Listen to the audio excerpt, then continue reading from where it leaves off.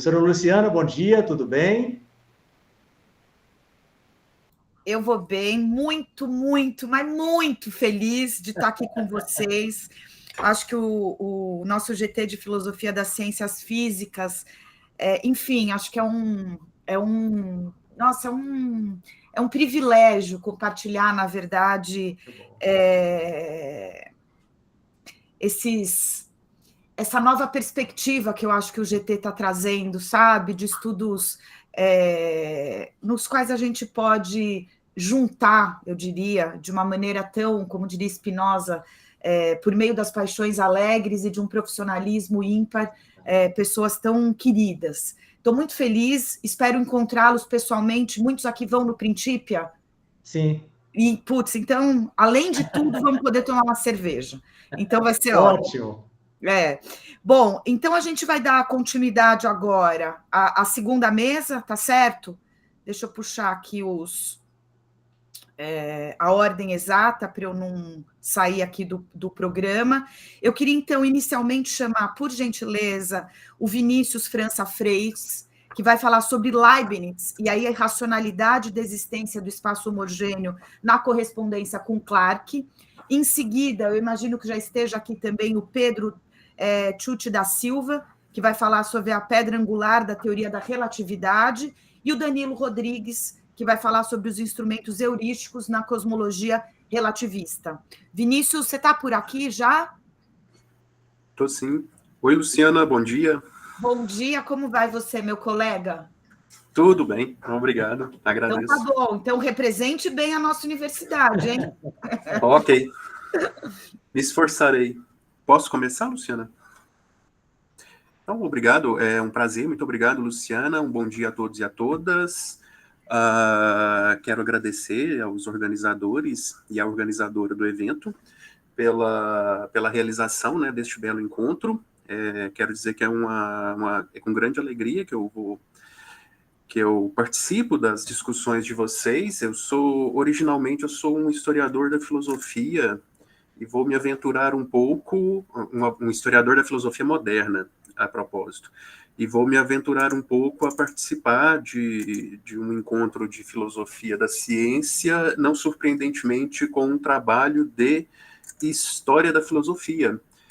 Então, eu quero falar um pouco sobre Leibniz e os argumentos de Leibniz contra a realidade do espaço absoluto na correspondência com Samuel Clarke. Eu imagino que muitos de vocês e muitas de vocês já estejam um pouco familiarizados e familiarizadas com esse texto. Mas eu vou iniciar apresentando algumas distinções, algumas distinções didáticas e que na tentativa de me fazer compreendido pela maior parte de vocês. Então, o meu objetivo aqui é discutir uma tese que, na minha revisão bibliográfica, eu não encontrei referências a ela, que é a tese ou a hipótese de trabalho de que o Leibniz, ao atacar o espaço absoluto na correspondência com Clarke, ele não está atacando exatamente a existência absoluta do espaço, mas ele está atacando a existência homogênea desse espaço.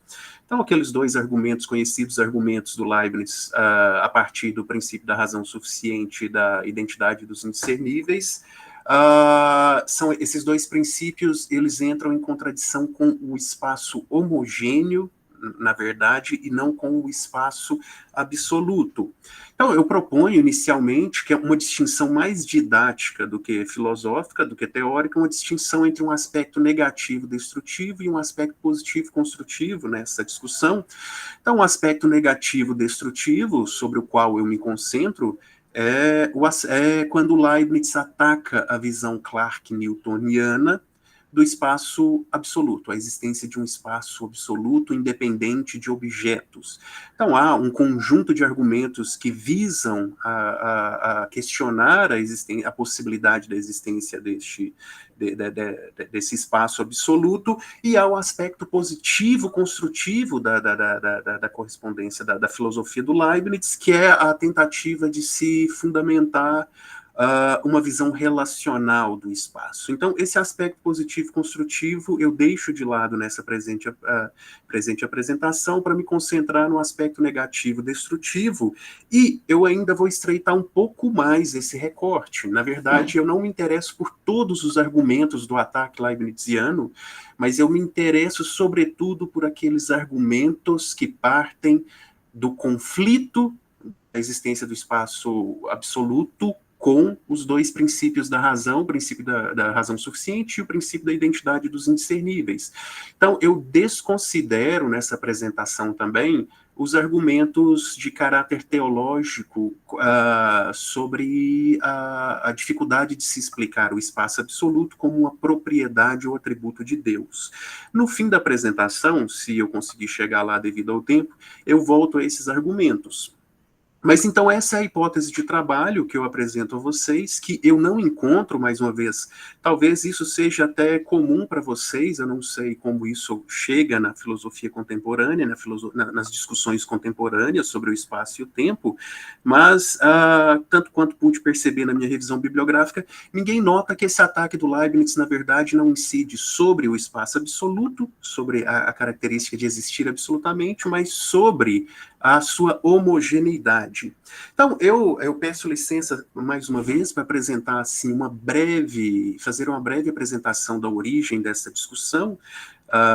Na primeira carta que o Leibniz se endereça, não exatamente ao Clarke, mas que o Clarke recebe, ele apresenta uma acusação à filosofia dos britânicos, pensando não apenas na filosofia newtoniana, mas também na filosofia lockeana, de que a filosofia dos britânicos conduziria ao materialismo e, consequentemente, ao ateísmo. Então, esse é o ponto de partida dessa discussão do espaço e do tempo, ainda que muitos e muitas historiadores e historiadoras tendam a encontrar naquela observação do Leibniz de que Newton tornaria o espaço um órgão, o órgão da sensação, o sensório de Deus, ainda que muitos tendam a encontrar ali a origem desse debate, parece-me mais que seja a questão relativa à possibilidade dos princípios matemáticos da filosofia newtoniana de chegarem a Deus. Então, o que eu quero dizer com isso é que, aos olhos de Leibniz, a partir dessa acusação, a filosofia britânica, a filosofia newtoniana, conduz ao ateísmo porque ela é materialista, fundamentalmente materialista, que os princípios matemáticos, lembrando aqui o título da obra newtoniana, da grande obra de Newton, Princípios Matemáticos da Natureza, da Filosofia da Natureza, então, aos olhos do Leibniz, princípios matemáticos não poderiam dizer nada a respeito da realidade, eles não poderiam ser princípios que provariam a existência de Deus, e se eles não provam a existência de Deus, aos olhos de Leibniz, isso seria, na verdade, uma filosofia materialista que conduz ao ateísmo. Na primeira réplica do Clarke, o Clarke menciona o argumento do desígnio, que, olha, a partir da observação da harmonia, do equilíbrio, da ordem do universo, da ordem matemática do universo, nós poderíamos sim chegar à existência de Deus. Então, na réplica clarkiana, porta-voz, se eu não mencionei isso antes, porta-voz da filosofia newtoniana nesse debate com Leibniz. Então, o Clarke menciona que o Clarke defende-se a partir da compreensão de que a partir da observação da ordem matemática do universo que nós podemos, a partir daí, depreender, ou seja, de princípios matemáticos, a existência de Deus.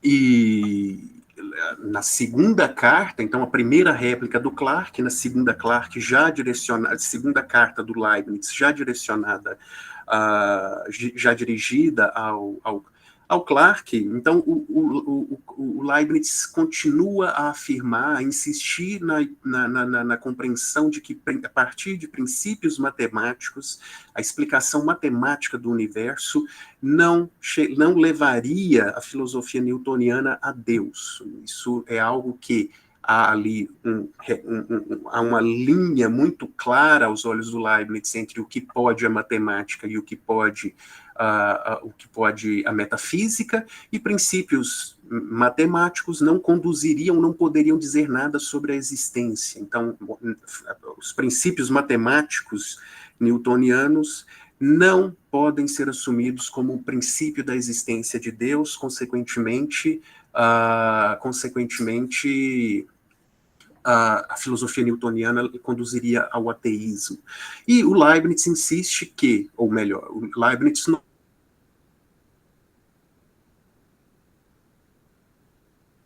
e o princípio da metafísica, ou seja, o princípio que conduz à existência, é o princípio da razão suficiente.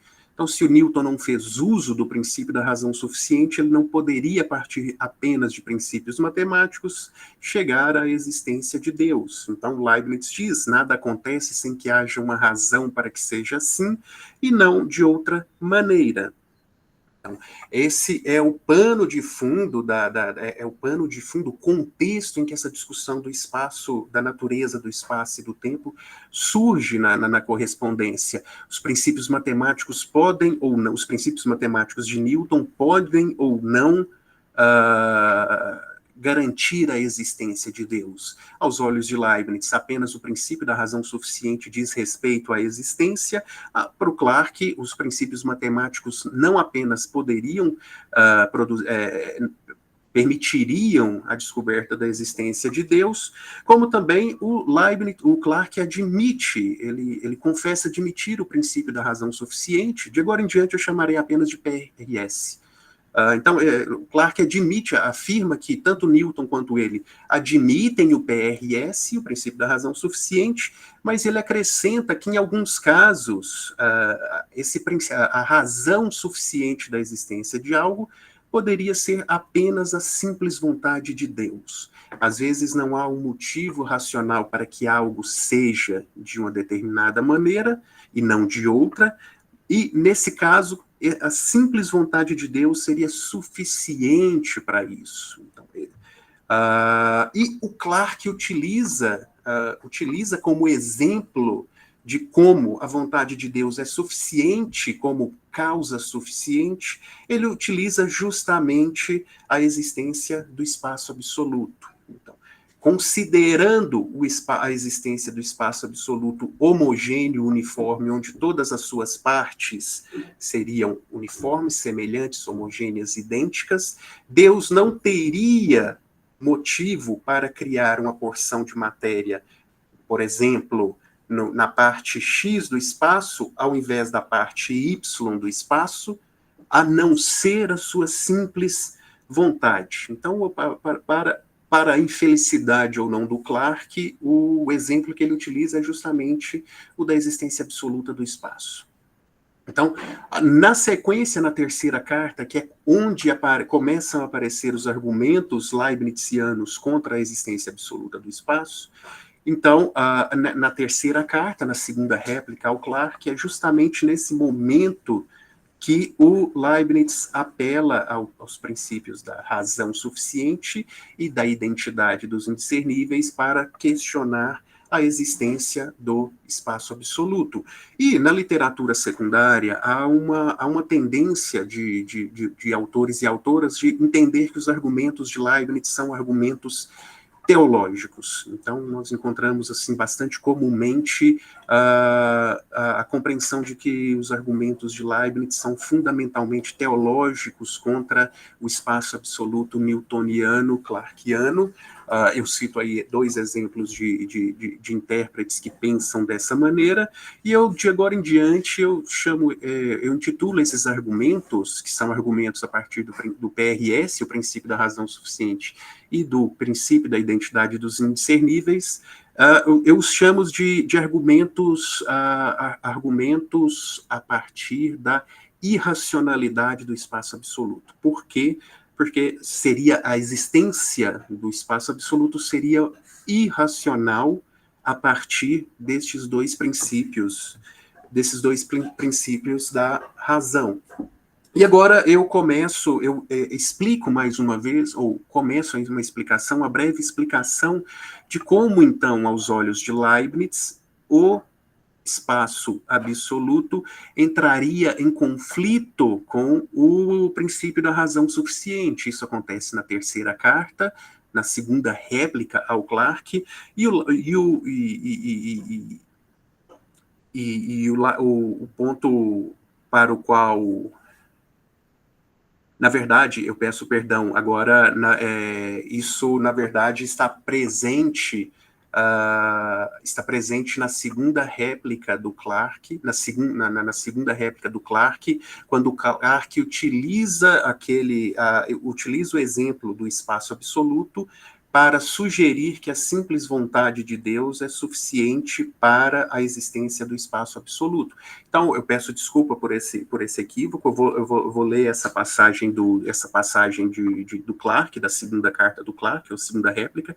Se considera, diz o Clarke, se considera porque certa porção ou sistema de matéria foi criada em certo lugar, e outra parcela, ou porção ou sistema de matéria em outra parte, pois sendo toda matéria absolutamente indiferente a qualquer matéria e, portanto, sendo precisamente a mesma coisa no caso inverso, suposto que as duas partes da matéria ou suas partículas sejam semelhantes, se considera isso, não se pode aduzir outra razão senão a simples vontade de Deus. Então, eu interrompi Vinícius, eu iria comentar isso, se você interrompeu a exibição de slides propositalmente, ou se foi simplesmente proposital, caído. Porque eu gostaria de fazer uns gestos. Obrigado, Felipe. A ideia é a parte A do espaço, parte B do espaço, então, o espaço homogêneo, parte A e parte B do espaço seriam idênticas. Se Deus criou a Terra aqui e a Lua aqui, no caso, não haveria uma razão, haja vista a uniformidade, a homogeneidade do espaço, para Deus ter criado a Terra aqui e a Lua aqui, e não o inverso, na sua perspectiva espelhada. Então, aos olhos do Clarke, não há motivo para a criação de uma porção de matéria, por exemplo, a Terra aqui e a Lua aqui, ao invés de, no caso inverso, nós podemos pensar numa perspectiva inversa. Esse é o ponto do Clarke para ilustrar como a simples vontade de Deus é suficiente para em alguns casos de indiferença. Então, eu espero que por esses gestos tenham sido um pouco mais esclarecedores do que a simples leitura simples leitura desses slides. Então, esse é o argumento do Clarke, para supor que a simples vontade de Deus é suficiente para a existência do espaço absoluto.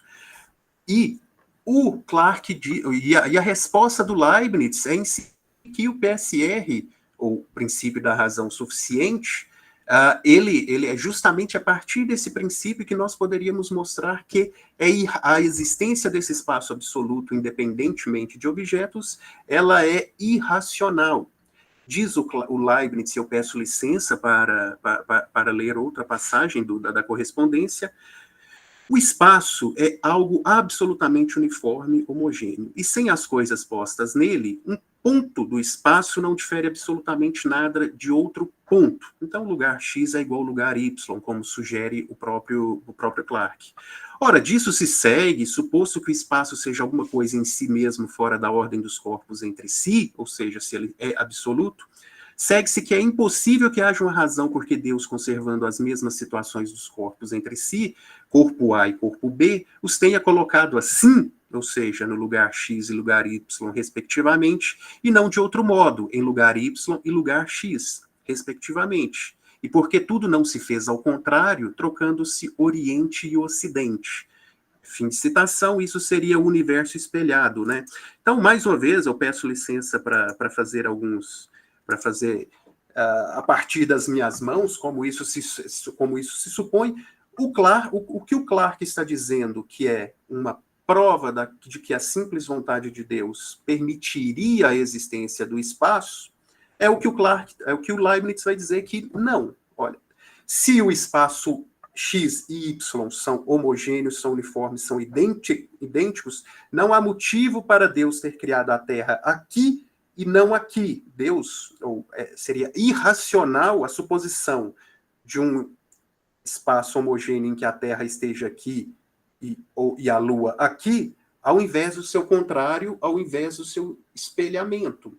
Eu não sei se isso fica claro, eu reconheço que é um tanto quanto difícil explicar isso dessa maneira, sem algumas figuras, sem um quadro onde eu possa escrever fazer alguns desenhos, mas a ideia é que, justamente aos olhos do Leibniz, a ideia é que é justamente em virtude da homogeneidade do espaço que Deus não poderia ter criado um universo onde A está em X e Y está em Y, A está em X e B está em Y, ao invés de A em Y e B em X. Eu não sei se isso esclarece ou fica um pouco mais confuso a ideia.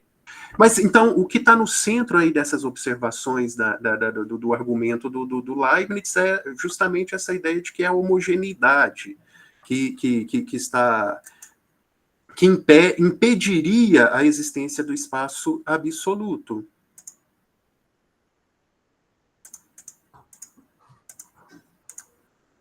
Bom.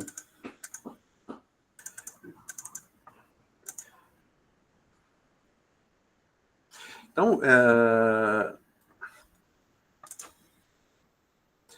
na sequência, o que o Clarke tem a responder a isso é que, se o Leibniz está dizendo que a simples vontade não é uma razão suficiente para a existência do espaço absoluto, em sua terceira réplica, o Clarke vai notar que, na verdade, o Leibniz precisaria se comprometer com o princípio da simples vontade, porque, e esse é o argumento do Clarke contra o Leibniz, é que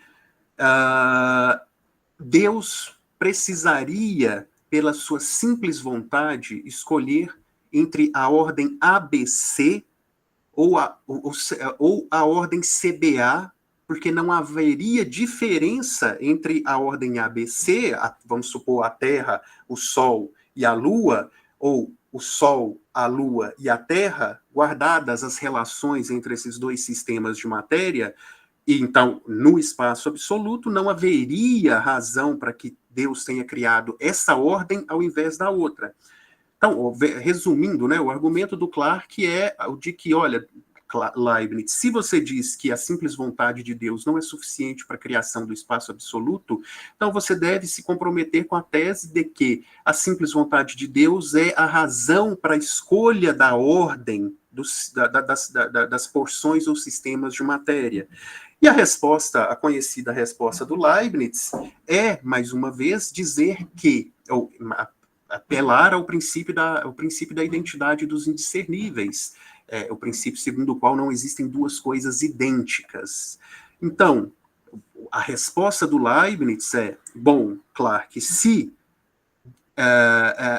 Deus não precisaria escolher entre a ordem ABC do sistema de matéria ao invés da ordem CBA, porque se elas guardam as mesmas relações, a Terra, a Lua e o Sol, a Terra e a Lua, se elas guardam as mesmas relações, esses dois sistemas são idênticos. E se eles são idênticos, eles não podem ser diferentes um do outro. Então, Deus não poderia ele não teria de escolher entre um e outro sistema de matéria, porque eles são idênticos, eles são um único sistema de matéria. Então, bem, o que resulta disso, né? Resulta disso que, aos olhos do Leibniz, esse conflito com o PRS e o PI, o princípio da razão suficiente e o princípio da identidade dos indiscerníveis, tornaria a existência do espaço absoluto e homogêneo irracional. Pelo conflito com a razão, isso seria, então, não seria possível que o espaço absoluto existisse. Mas o que ninguém nota nessa discussão, pelo menos na literatura secundária, nós não encontramos referência a isso, e surpreendente é que o Leibniz está atacando, na verdade, é uma das qualidades do espaço absoluto e não exatamente o espaço absoluto. Então, o que entraria em conflito com esses dois princípios da razão, PRS e PI, é a homogeneidade, a uniformidade do espaço e não a sua existência absoluta. E, assim, infelizmente eu não tenho muito tempo para me deter sobre isso. Inclusive, tanto Leibniz quanto Clarke, na quarta carta na quarta carta, o Leibniz reconhece isso, e na terceira réplica, o Clarke também reconhece isso. Eles parecem estar conscientes de que o problema diz respeito não à existência absoluta, mas à homogeneidade do espaço. Visto que o espaço absoluto newtoniano ele é homogêneo, uniforme, todas as suas partes são idênticas, para o propósito de Leibniz, que é atacar a visão Clarke-newtoniana, seria suficiente, portanto, que se atacasse a homogeneidade para dizer que o espaço absoluto newtoniano é irracional, portanto, não pode existir. Então, para o propósito do Leibniz, isso seria suficiente. Mas o que eu gostaria de chamar a atenção, e também eu não encontro nenhuma discussão a esse respeito entre os intérpretes da filosofia leibniziana, entre os intérpretes da correspondência do Leibniz com Clarke, o que nós encontramos, o que Leibniz não pode atacar, talvez, a princípio, né, isso é uma hipótese que eu tenho defendido, ele não pode atacar uma visão do espaço absoluto heterogêneo. Então, se o problema é a homogeneidade, um espaço heterogêneo ainda manter-se-ia de pé diante dos argumentos acerca da irracionalidade do espaço absoluto. Daí esta minha ideia de que, na verdade, ataca-se o espaço homogêneo, mas não ataca-se o espaço absoluto, na medida em que o espaço heterogêneo ainda manter-se-ia de pé diante do ataque leibniziano. E como meu estudo, minha pesquisa da história da filosofia, eu não passei do século XVIII, ainda estou concentrado no século XVIII, então eu não posso falar como isso chega no século XVIII, a partir do século XVIII, como isso aparece no século XX, aparece no contexto da relatividade, mas posso dizer, por exemplo, a partir da filosofia aristotélica, e longe de mim querer algo muito profundo sobre a filosofia aristotélica, e aqui eu me apoio em outros grandes autores, né, que observam justamente isso. O Cassirer, por exemplo, sugere a existência na filosofia do Aristóteles, que não discute, na verdade, o espaço, né, ele está preocupado com o lugar, mas no Aristóteles nós encontramos a compreensão do lugar absoluto heterogêneo, não homogêneo. Então, e também o Jemmer também faz algumas observações sobre como o espaço aristotélico, né, os lugares da filosofia aristotélica seriam qualitativamente diferentes ou heterogêneos. Então, eu sei que eu tenho, acho que 3 minutos, correto, Luciana? Perfeito. Tenho 3 minutos. Então, eu concluo essa breve apresentação. Então, eu saltei algumas partes dessa apresentação, porque em virtude do tempo, mas a ideia é essa. Existe um conjunto de argumentos de Leibniz que supostamente atacariam a visão Clarke-newtoniana do espaço absoluto, que, na verdade, atacaria a versão newtoniana, clarkiana, do espaço absoluto como homogêneo. Se existe uma compreensão de espaço absoluto heterogênea, como, por exemplo, Cassirer e Jemmer atribuem a teoria do lugar aristotélico, então esses argumentos poderiam não ser suficientes para isso, ou para se atacar o espaço absoluto.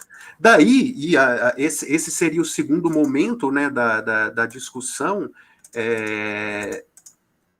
repensar ou reconsiderar o lugar daqueles tão mal afamados argumentos teológicos do Leibniz.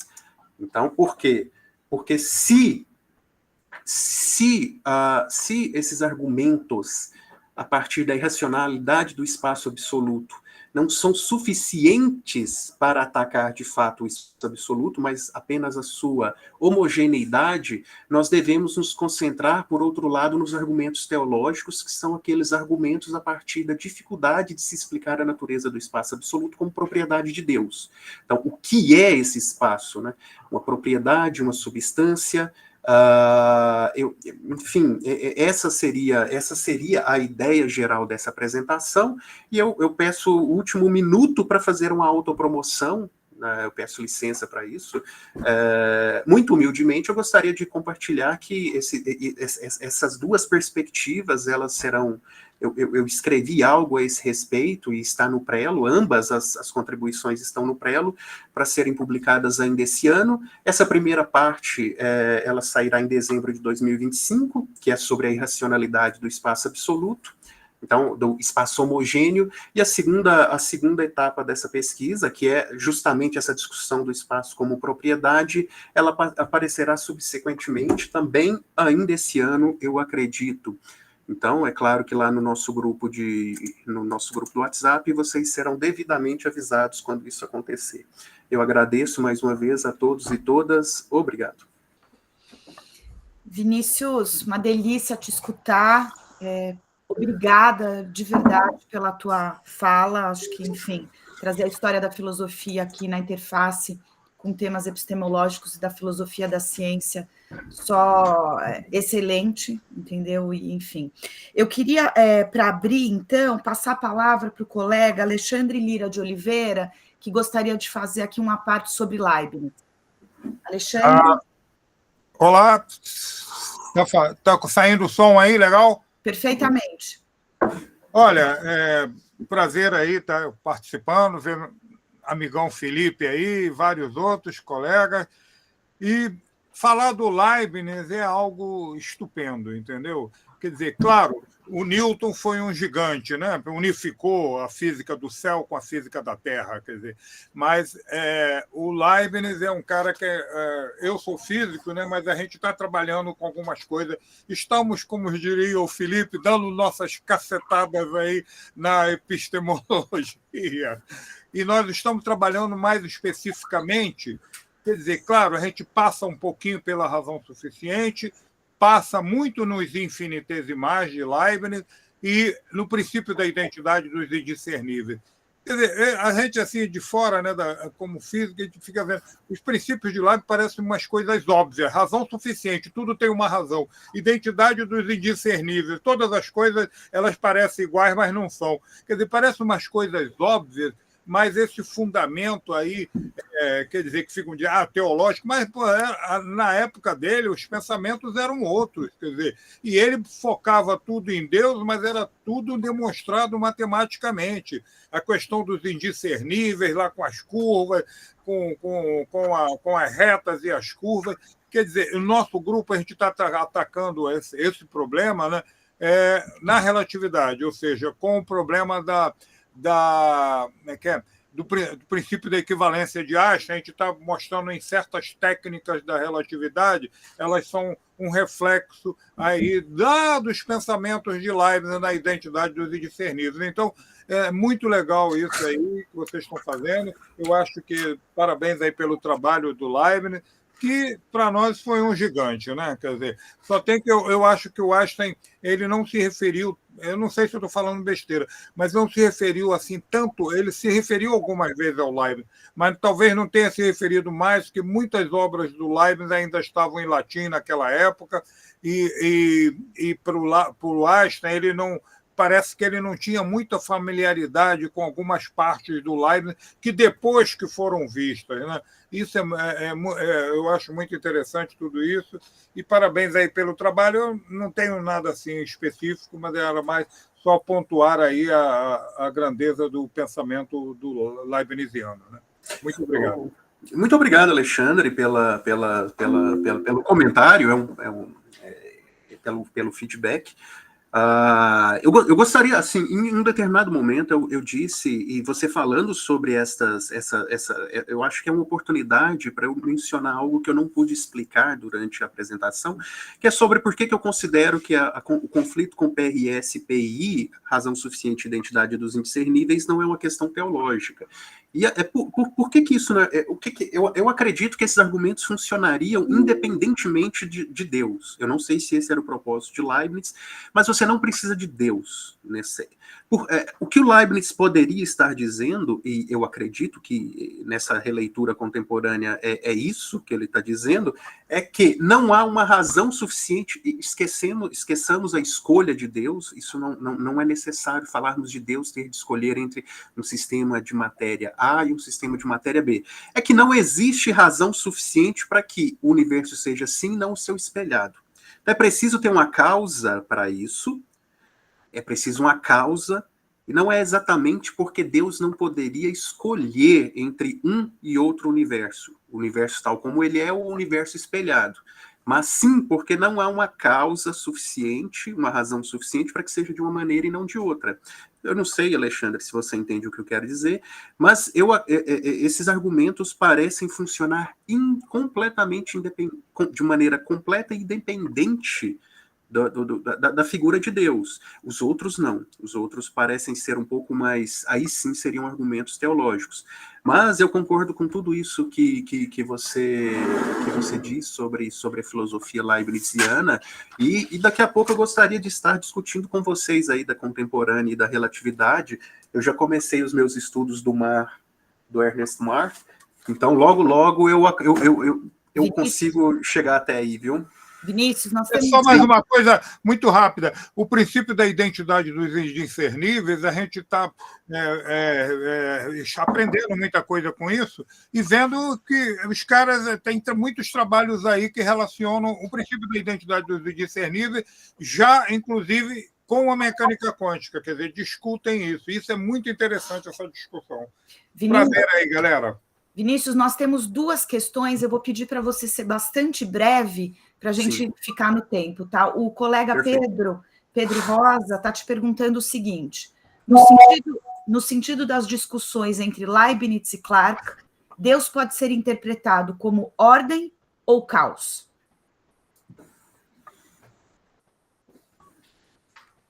Deus pode ser interpretado como ordem ou caos.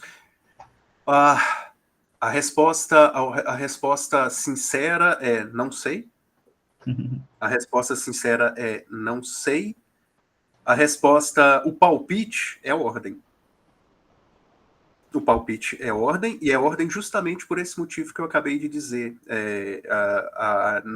nesse comentário ao Alexandre, que o que está por trás aí da questão do argumento leibniziano é a ideia de que o universo precisa de uma razão para o universo ser tal como ele é e não de outra maneira.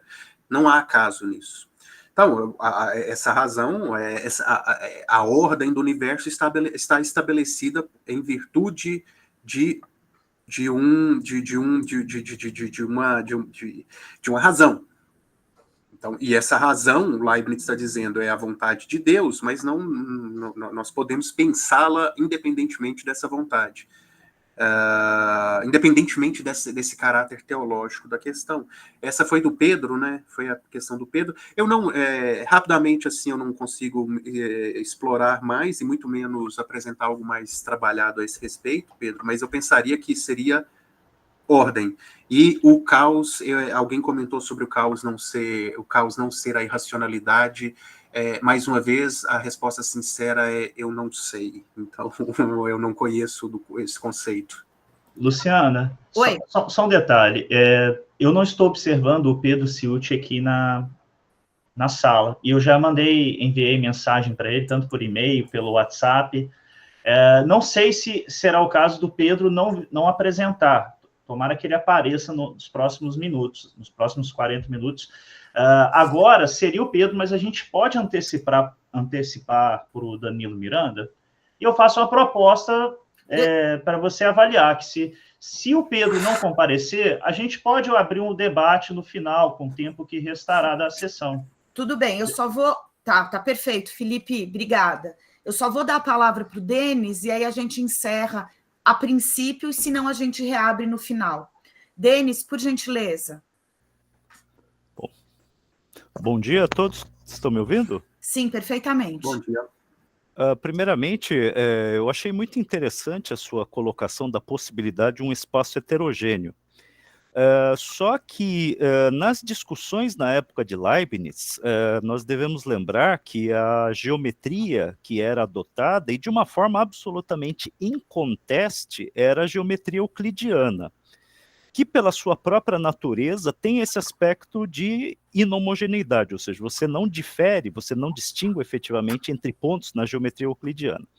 Essa questão propriamente de um espaço inhomogêneo, etc., vai surgir mais propriamente depois com o surgimento das geometrias não euclidianas do século XVIII, mas mais especificamente com as discussões de possíveis soluções cosmológicas não homogêneas e anisotrópicas, já aí da metade para frente do século XX.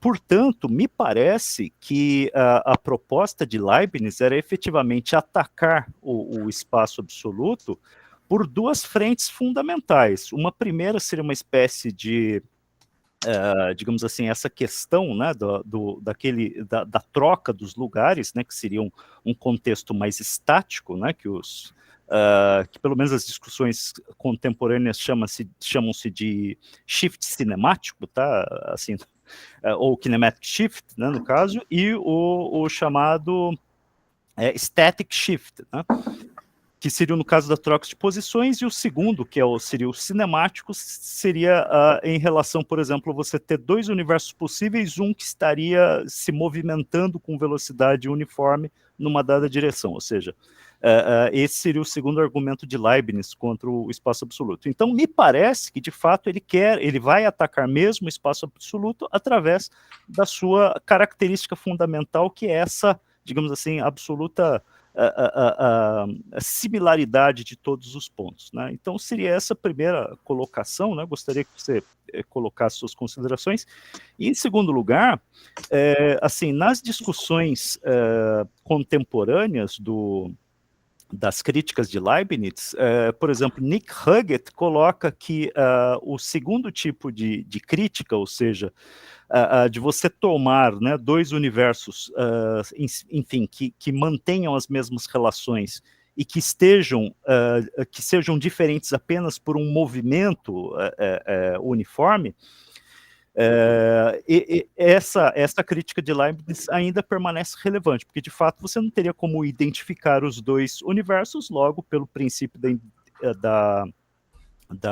essa questão dos indiscerníveis, né, do princípio dos indiscerníveis, esses universos seriam idênticos, né? Então esse argumento parece que permanece ainda com bastante força, como, por exemplo, esse filósofo que eu acabei de citar, né, o Nick Huggett, tá? Mas parabéns pela apresentação, foi Obrigada, Denis. Vinícius, então você tem 1 minutinho, tá bom? E aí qualquer coisa você volta no final. Desculpa. Voltarei. Obrigado, Denis, pela consideração, pela observação.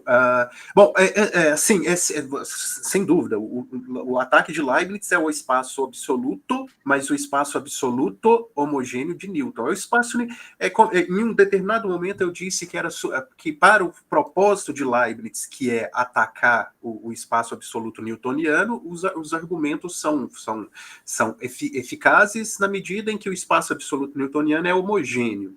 Eu não quis dizer que o Leibniz queria atacar apenas a homogeneidade do espaço. Se pareceu isso, foi um equívoco meu, eu peço desculpas por isso. Minha apresentação vai no sentido de mostrar que o Leibniz estava consciente disso, que a PRS-PI, ou melhor, o espaço newtoniano, ele entra em conflito com o PRS e o PI, não por ser absoluto, mas por ser homogêneo. Então, daí a necessidade dos argumentos teológicos sobre a natureza do espaço enquanto propriedade de Deus. Esses seriam aí os argumentos de Leibniz contra a existência absoluta do espaço como algo que fora da relação entre os objetos. Mas, enfim, depois nós continuamos essa conversa. Mais uma vez, obrigado a todos e a todas. Obrigado, Luciana, e e as questões que me foram feitas. Vinícius, mais uma vez, muito obrigada. Eu vou só formalmente perguntar se o colega Pedro Ciuti da Silva acabou de entrar ou não. Infelizmente não. Então, eu passo a palavra para o Danilo Rodrigues, da Universidade de São Paulo, que vai falar conosco sobre instrumentos heurísticos na cosmologia relativística. Danilo, você tem aproximadamente, então, 30 minutos, e obrigada aqui pela sua presença. Obrigado, Luciana. Bom dia a todos. Estamos escutando bem, pessoal? Sim. Legal. Dá um salve para o Felipe, meu querido, que está aí também, Eduardo. Pessoal, eu consigo compartilhar minha tela com vocês aqui? Consegue sim. Pode tentar aí que consegue. Tá.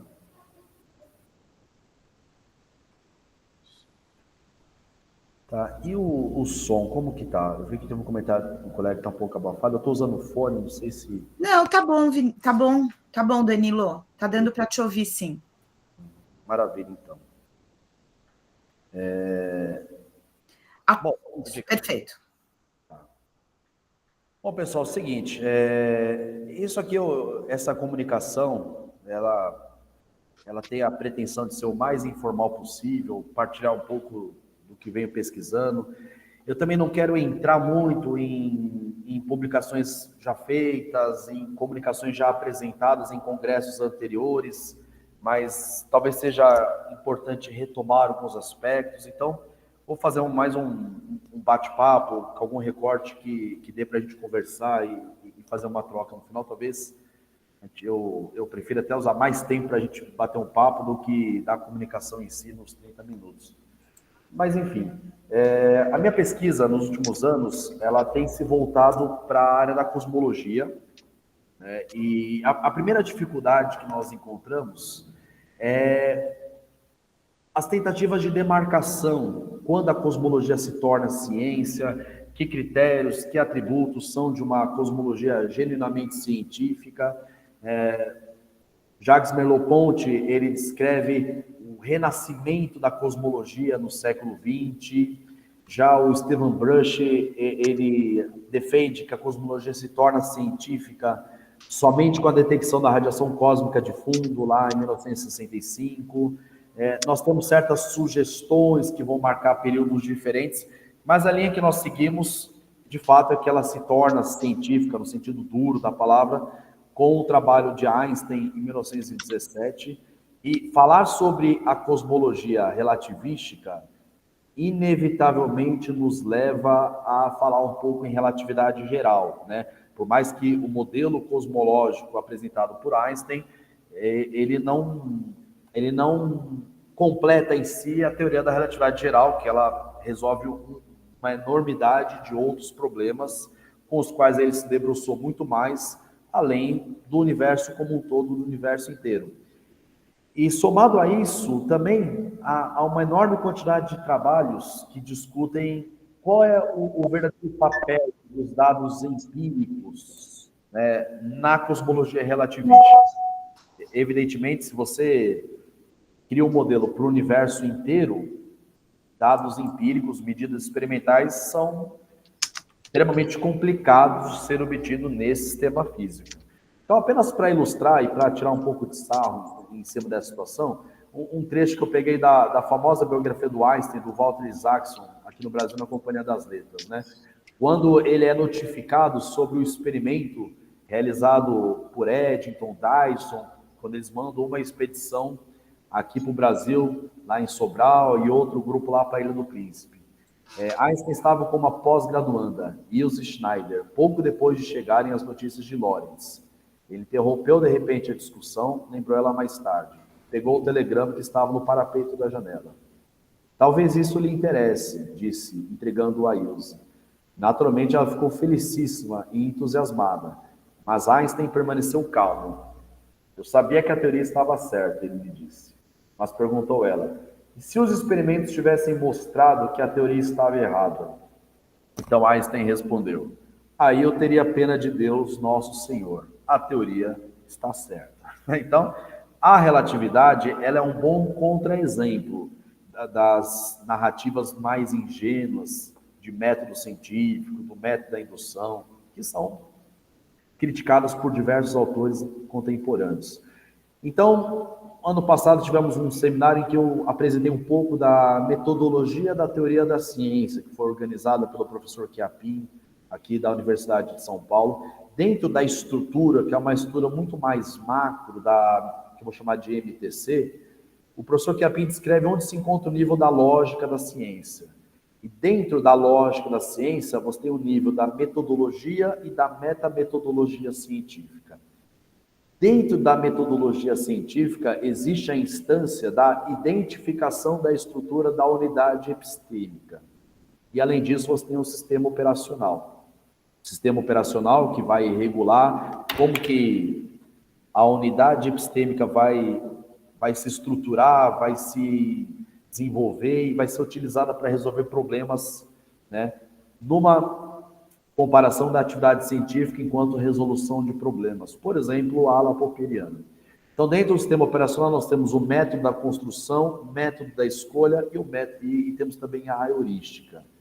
Então, o meu foco nessa apresentação é sobre a heurística, e mais especificamente a heurística utilizada por Einstein na construção do seu modelo cosmológico. Então, eu fiz uma brincadeira aqui com o título, né, porque esse trabalho é sobre a não importância dos argumentos empíricos dentro da cosmologia científica no nascimento dos primeiros modelos cosmológicos relativísticos do século XX.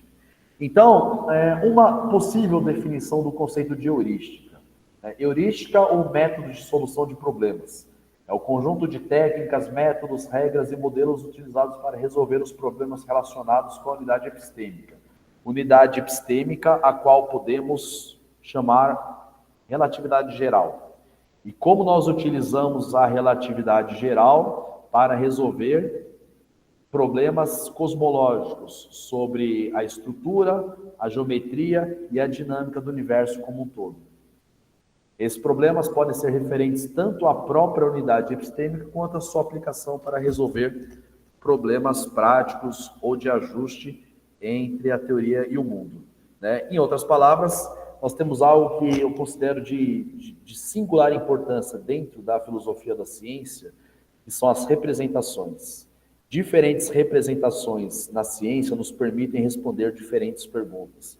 Nós temos na mecânica, na termodinâmica, exemplos muito interessantes também de que representações, em vez de força, por meio de energia, por meios gráficos, nos permitem tirar conclusões distintas, nos permitem resolver problemas essencialmente distintos. E aí, de uns tempos para cá, eu me aventurei a estudar mais a fundo o duro caminho percorrido por Einstein entre 1905 e 1915. Quer dizer, como é que ele chega na teoria da relatividade geral? Se os argumentos empíricos, eles têm, apesar de sim a sua importância, mas uma importância um pouco reduzida na leitura relativística, quais foram os principais alicerces utilizados por Einstein para chegar na teoria geral da relatividade, para depois observarmos mais de perto o seu modelo cosmológico lá de 1917. Então, a primeira percepção de Einstein é que o princípio da constância da velocidade da luz, apresentado em 1905, ele é válido apenas no espaço com potencial gravitacional constante.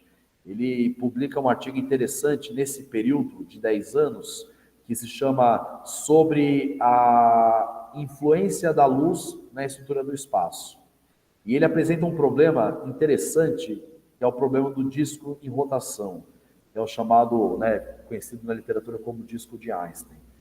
Se nós imaginamos que a razão entre o comprimento e o diâmetro de um círculo é o próprio número π, que é uma constante, se esse disco entra em rotação, nós podemos considerar a contração do espaço pelas transformadas de Lorentz, que iriam reduzir o comprimento do disco, sem reduzir o seu raio, porque ele está aqui na perpendicular em relação à direção de movimento. Ou seja, esse aqui é um problema que não é resolvido somente com a relatividade restrita, né? Einstein cita esse problema como uma das questões que o levam a reformular a sua teoria, além da necessidade de incorporar a gravitação dentro do esquema da relatividade, né? Essa expressão aqui, ele mostra como que o próprio valor da velocidade da luz se altera na presença de potenciais gravitacionais, né? Curioso que aqui Einstein ainda não fala na deformação do espaço.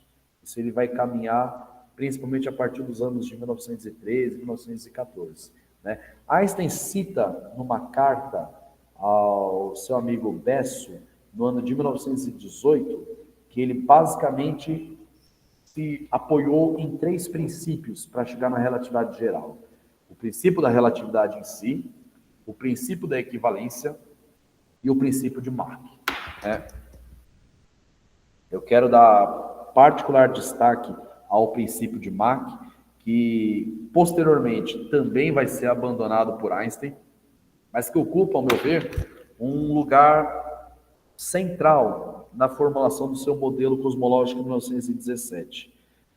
Bom, de acordo com o princípio de Mach, a inércia não é uma característica do corpo isolado, mas da forma como ele interage com todas as massas do sistema. As propriedades, isso já é a citação de Einstein, as propriedades métricas do espaço são inteiramente determinadas pela matéria. E aqui, citando Einstein a beço, segundo a minha teoria, inércia é apenas uma reação entre massas, não um efeito em que o espaço em si mesmo esteja envolvido. A essência da minha teoria é, precisamente, que não existem propriedades independentes atribuídas ao espaço. Ou seja, a própria geometria do espaço em larga escala é determinada pela matéria, é determinada pela interação entre as massas. Isso leva Einstein a abandonar a geometria euclidiana, né, e durante um período de colaboração com Grossman, né, ele é introduzido nas geometrias riemannianas, geometrias diferenciais, porque surge primeiro o problema da variação da velocidade da luz. Na presença de potenciais gravitacionais, o leva a abandonar a geometria euclidiana. Então aqui nós temos a métrica de Einstein, em que cada elemento do espaço que vai ser determinado por meio de um tensor espacial é influenciado pelas componentes também espaciais do campo gravitacional resultante. São esses termos que influenciam no elemento de caminho, por exemplo, de um raio de luz. Então, a própria presença de potenciais gravitacionais está diretamente relacionada com a geometria do espaço. E algo que me chama muita atenção no estudo desses artigos, nesse período, de 1915 e 1905, é o quanto que Einstein fala sobre a covariância geral dos seus tensores, né? E isso parece, assim, numa leitura lactosiana, o primeiro componente do seu verdadeiro núcleo na relatividade geral, né? A relatividade restrita se mostrava covariante apenas para movimentos uniformes. Ou seja, quando a gente faz aquela demonstração no artigo 1905, que cada elemento x, y, z e t para um referencial se escreve em termos das componentes x, y, z e t de um outro referencial em movimento uniforme, ali nós temos essa covariância geral. Mas quando há aceleração entre ambos, aquela métrica já não se sustenta. E aí são 10 anos buscando o que ele chama de covariâncias unimodulares nas suas equações, ou seja, incluindo efeitos rotacionais, mesmo com o ômega, com a velocidade entre os referenciais que varia arbitrariamente, ele buscava um sistema de equações covariantes. É esse o caminho que vai levar, de fato, à expressão final do tensor de curvatura do espaço-tempo. Nós temos, de fato, a importância empírica de alguns resultados nesse período, né? Einstein conhecia basicamente, né, o sucesso no experimento de Sobral, né, sobre a deflexão gravitacional da luz, também efeito Doppler cosmológico, desvio para o vermelho, que já estava sendo explicado por meio de expansão do próprio espaço, desde o texto do Vesto Slipper, em 1919, que vai ser aproveitado pelo Hubble em 29 também, quando formula, né, a sua famosa lei sobre movimento de afastamento das galáxias, já se entendia o efeito Doppler, o desvio para o vermelho, em termos de uma expansão do próprio espaço, não ainda muito consolidado. Mas também o periélio de Mercúrio foi um importante sucesso da relatividade, né? Aquele desvio, se não me engano, de 43 segundos de arco por século no movimento de Mercúrio ao redor do Sol, que se desvia da previsão newtoniana. Só que nos parece que esses argumentos empíricos tiveram uma importância muito menor para Einstein nos seus textos, né? Inclusive, há alguns relatos em trocas de carta em que ele minimiza um pouco o impacto desses experimentos, mas o principal é, de fato, a busca por um sistema de equações covariantes que lhe produzam uma métrica consistente com o princípio de Mach, o princípio da relatividade e o princípio da equivalência entre aceleração e campo gravitacional. Então é que ele apresenta o seu modelo de universo, né? Em 1917, Einstein publica um trabalho chamado Considerações Cosmológicas sobre a Relatividade Geral. Muito interessante o texto, em que ele começa fazendo uma crítica ao chamado universo de Newton, né? Aquela visão cosmológica no final do século XIX, início do século XX, que ainda considerava o universo infinito espacialmente, mas finito materialmente. Então, as primeiras partes do texto, ele faz críticas ao universo infinito espacialmente, finito materialmente, que é chamado universo de Newton, mostra que, por uma própria estatística, considerando esse universo como um gás de estrelas, isso não fica em equilíbrio, já que o modelo que ele obtém também não tem equilíbrio, mas ele faz essa crítica ao universo newtoniano, também critica o universo infinito materialmente, isso geraria um potencial infinito em todos os pontos, e aí ele está se baseando também no princípio de Mach, né? Quando ele resolve o problema do periélio de Mercúrio, Einstein descreve que ele chega no limite newtoniano, ou seja, um planeta orbitando o Sol. Quando você tem casos de distâncias muito grandes, você cai no resultado do limite newtoniano. Mas que para o universo como um todo, isso não pode ocorrer. Porque são todas as massas que vão interferir no potencial gravitacional atuando num ponto do espaço. Então, é essa concepção central que ele bebe do princípio de Mach que vai levá-lo a formular um modelo de universo ao mesmo tempo finito, fechado, sem bordas, sem limites. Einstein, no final do artigo, chega numa expressão para o raio do universo. Um universo tridimensional enquanto projeção de um universo quadridimensional espacialmente. E esse resultado, ele compara com alguns argumentos empíricos conhecidos desse período, né? Aí numa carta de bom humor que ele manda para o Henry Fesch, em 1917, né? Acabo de cometer mais uma ousadia na teoria da gravitação, que me expõe um pouco ao risco de ser internado num hospício, né? O universo como geometria de uma hiperesfera, ou seja, o espaço em 3 dimensões é uma projeção de um espaço quadridimensional, e eu não estou incluindo o tempo aqui como dimensão extra, espacialmente fechado, sem bordas, finito, mas ilimitado. Essa, em nossa leitura, é a maneira que ele encontra de acomodar um modelo cosmológico ao princípio de Mach, principalmente. Porque muitos discutem, né, os motivos que levam Einstein a adotar esse tipo de universo. Alguns atribuem a influência filosófica de Spinoza, outros que ele se foca nas condições de resolver os problemas de bordas, o potencial gravitacional no limite da distribuição espacial, mas por trás disso é o conceito de inércia atuando, né? Como que a inércia de toda a matéria do universo pode atuar no potencial gravitacional num único ponto do espaço por onde você traça um caminho para um raio de luz, o que eles chamam de métrica. Einstein não publica suas verificações empíricas, mas elas são encontradas em algumas cartas trocadas com De Sitter, Henry Fest, Bessel.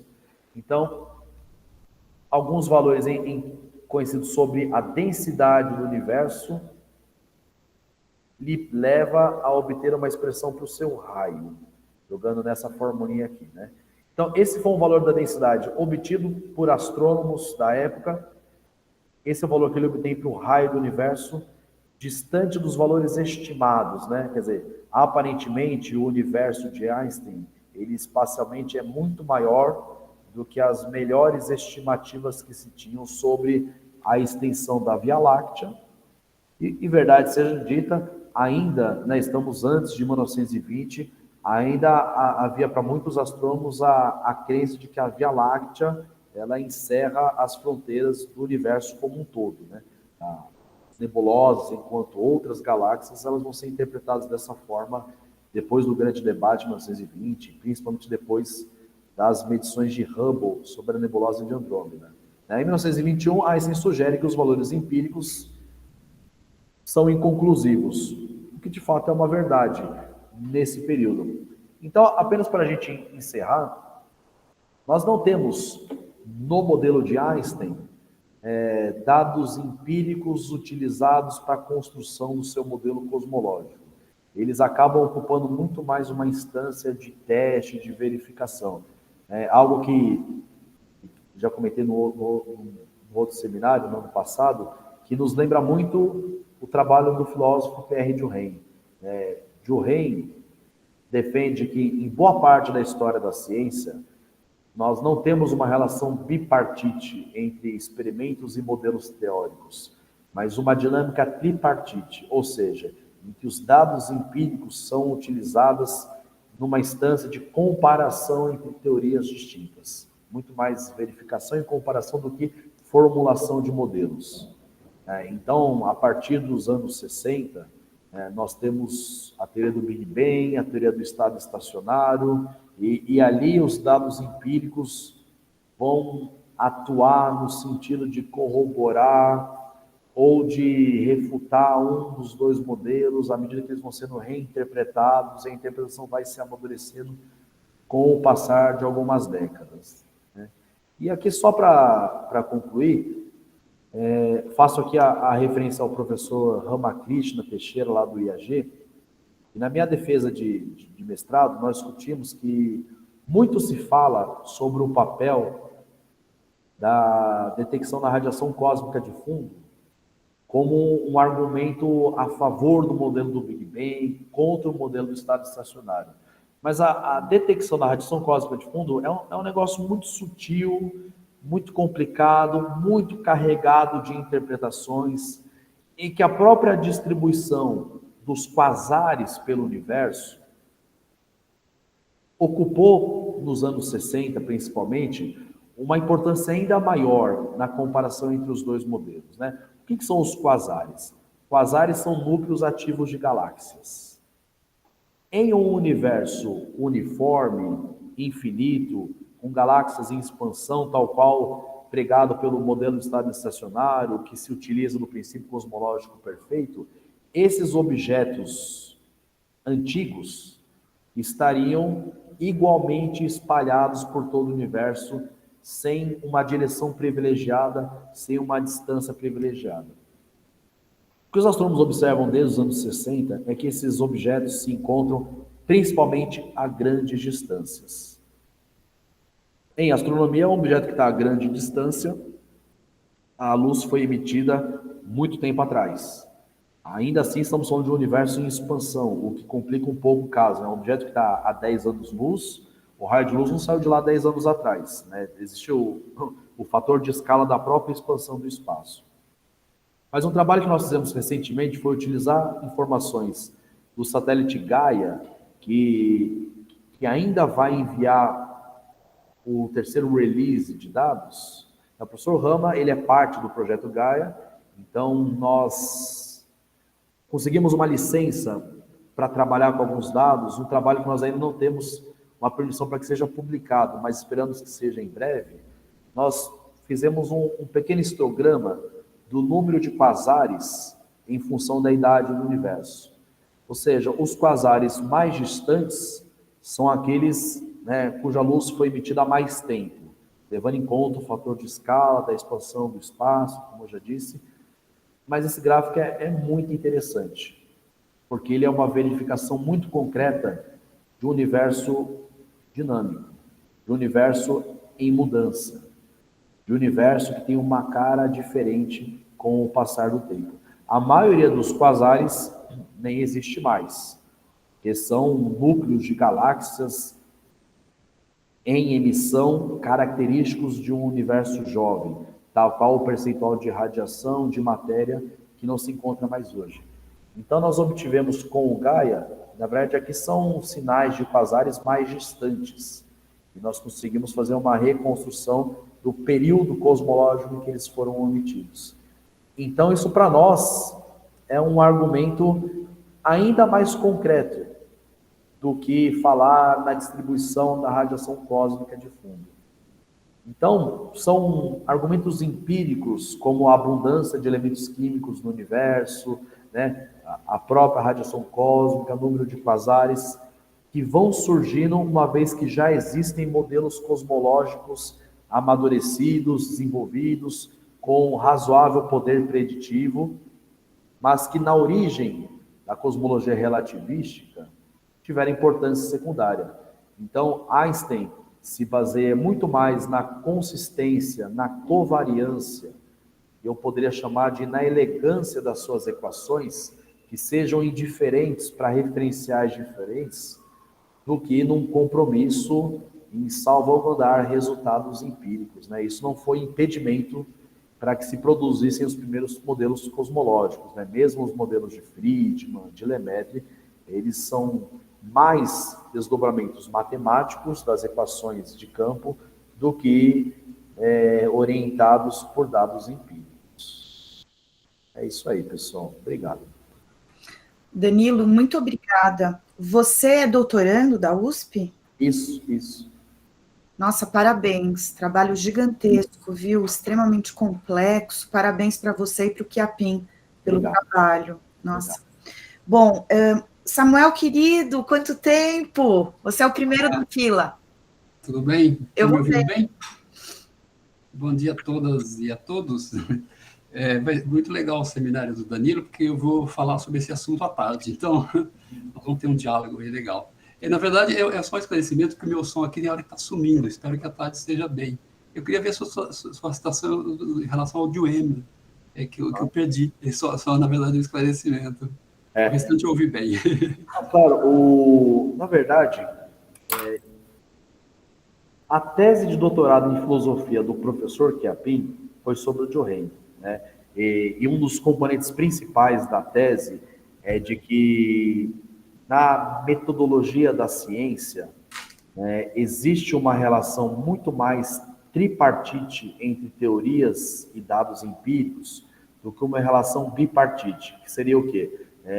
Você confronta teoria com experimentos, quase que numa indução ingênua. E a relação tripartite coloca que existe uma competição entre teorias diferentes e, nesse movimento, os dados empíricos são utilizados na atividade científica muito mais como comparação entre modelos distintos, e não como formulação de modelos a priori.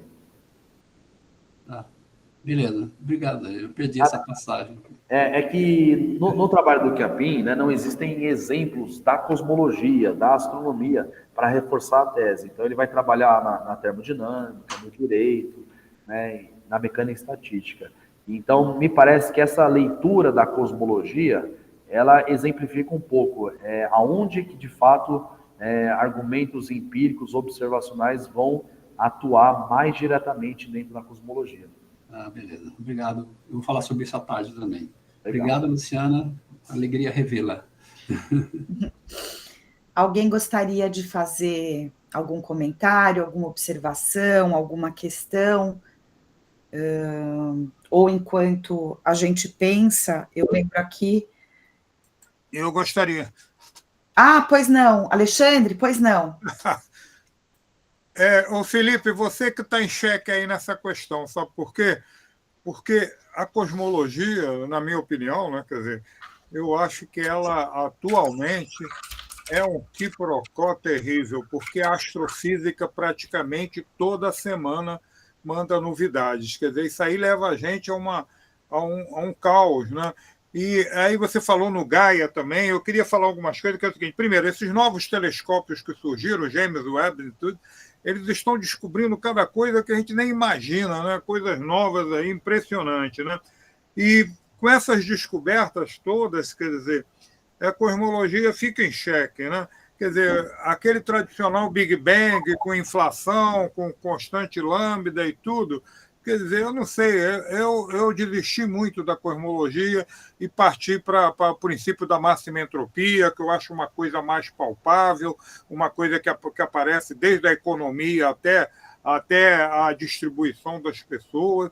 Quer dizer, porque a cosmologia é algo terrível, quer dizer. Mas aí eu queria pontuar só uma coisa. Eu acho que eu sou um einsteiniano, né? Claro, né? E a gente toda hora está aí aprendendo aí com Einstein, com essas coisas todas que ele fez, tanto na relatividade especial quanto na geral, né?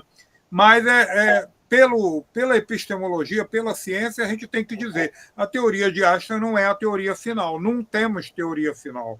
A gente vai chegar, vai uma hora ter que dizer, a teoria de Einstein é uma teoria com certas limitações e podemos expandir. Como a teoria newtoniana, quer dizer, a gente, para jogar uma bola, dar um tiro de canhão, não precisa da relatividade geral, né? Eu gostei muito do exemplo que você deu do disco, né?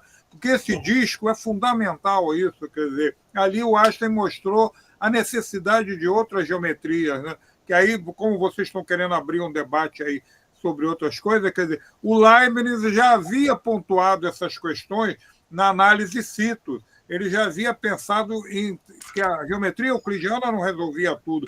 Quer dizer, ele deixou dicas importantes aí para todos, inclusive para o Einstein, né?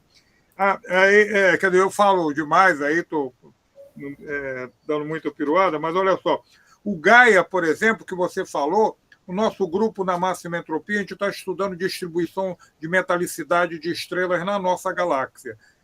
Sabe o que acontece com o Gaia? Amostras em que no BIM que a gente estava estudando, a gente tinha que roubar estrelas do lado para botar naquele BIM para poder fazer análise estatística. No Gaia, nós estamos trabalhando com uma faixa de 4 a 5 milhões de estrelas. Quer dizer, um troço estupendo. A gente está tendo que refazer todos os dados por causa do Gaia, né? Não, são essas coisas que eu acho muito interessante aí. Você falou, o disco de Einstein e o Gaia, né? Eu nem sabia que você ia falar dos quasares. O nosso grupo tem trabalho com a massimetropia nos quasares, quer dizer, muito legal. O disco em quer dizer, a geometria de Kerr, né? Em rotação, né? O núcleo do quasar, né? Quer dizer, poxa, é muito legal, cara. Parabéns aí pelo trabalho. Obrigado, Alexandre. Obrigado. Então, infelizmente, o Pedro não apareceu. Nós temos, então, aqui, tranquilamente, mais 20 minutos, se vocês quiserem, facilmente. O Felipe acaba de levantar a mão, só que antes o Pedro gostaria ainda de fazer mais uma questão para o Vinícius. Felipe, você gostaria de fazer uma questão para o Danilo? Para quem? Não, eu vou fazer uma questão fazendo a ponte com as duas apresentações, então pode antecipar. Pode antecipar o Pedro, por favor. Então tá bom. Então, por gentileza, o Pedro e em seguida o Felipe faz a sua colocação. Obrigada, Felipe. Opa, tudo bem? Obrigado pelas apresentações, muito interessante. Minha pergunta é mais para o Vinícius. Especificamente, eu queria discutir um pouco sobre a questão do princípio de razão suficiente, né? Que tudo tem uma causa. Um minutinho só, que tá meio ruim aqui. Peraí, tá me ouvindo? Tá me ouvindo? Pedro, só um minutinho. Danilo, você poderia fechar a sua apresentação, por gentileza? Pois não, Pedro? Será que ainda é possível falar que o princípio de razão suficiente é um pressuposto metodológico fundamental na física ainda hoje? Isso eu queria saber. Me parece que sem algo dessa espécie, sem uma assunção sem uma assunção metafísica dessa espécie, o método científico parece entrar em colapso. Né? Parece que nós precisamos disso, mas eu não sei se alguém oferece uma alternativa, porque é um princípio forte, metafisicamente falando. Né? Eu queria deixar aberto para discutir essa questão especificamente. Obrigado. Obrigado, Pedro, pela questão, pelo comentário. Bom, mais uma vez eu sou obrigado a reconhecer que, olha, hoje eu não sei sequer no século XX, no século XIX. Agora, desde Hume, pelo menos, isso tem sido problematizado, né? Então, pelo menos desde Hume, esse princípio da causalidade tem sido problematizado, e contemporaneamente, tanto eu não entendo. Eu tô aqui como ouvindo vocês dizendo e vocês apresentando e tentando aprender algo a esse respeito. Mas contemporaneamente parece que até essa coisa, até a própria anterioridade temporal da causa está em questão, né? Tanto quanto já ouvi falar por aí. Eu não quis falar tanto em termos de direcionalidade temporal, mas o princípio mesmo de que há uma causa para tudo que acontece no mundo, né? Para os fenômenos, né? Para esse princípio geral, né? Não talvez uma formulação ou outra específica da princípio causa suficiente. Bom, porque contemporaneamente eu não sei. Hoje em dia, na física, eu particularmente não sei. Eu sei que na filosofia leibniziana nada se faz, metafisicamente falando, não se fala da existência sem... Né? Você não tem monadologia sem princípio da razão suficiente. Você não constrói absolutamente nada. Então, falando de uma perspectiva leibniziana, isso que eu posso dizer que até para se chegar à existência de mônadas, que são os verdadeiros átomos ou elementos da natureza, você precisa desse princípio. Contemporaneamente, Pedro, eu não sei dizer, assim, sinceramente, é algo que me escapa completamente. Então, eu manteria eu limitaria minha resposta a isso, ok? Eu acho que poderia ser um trabalho interessante de pesquisa, mapear essa questão conceitualmente entre físicos e filósofos da física hoje em dia. Pois tenho vários projetos, assim, né? Tenho vários interesses. Então, eu tenho discutindo uma questão.